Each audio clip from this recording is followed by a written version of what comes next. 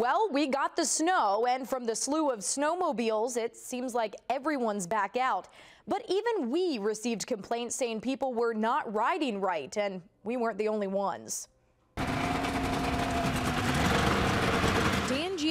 brought his Indy up from Illinois. He knows around here. They're cruising on private land, and Giannini doesn't want trailblazers ruining his ride. If somebody else is going to be a bozo and go ride around in parts of the field that they're not supposed to, and then the farmer's going to be like, okay, you people are done, I'm shutting it down. It already happened this season, closing off entire sections of snowmobiling near Mount Vernon. We have never had as many complaints as we've had this year. Dane County Snowmobile Club Council President Dwayne Myers shows us what riders are doing wrong.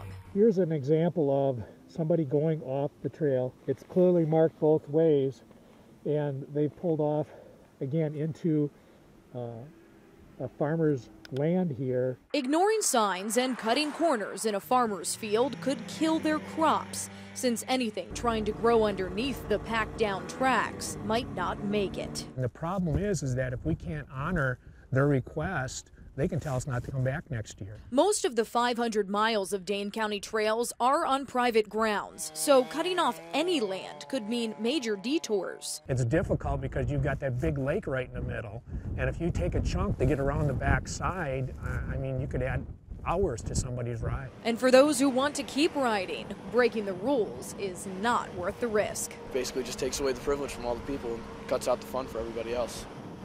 Speed is another issue on the trails. Myers reminds riders to be respectful, especially to families that may be going at a slower pace, and watch what you're doing crossing roads and intersections. For WISC TV News 3, I'm Danica Lewis.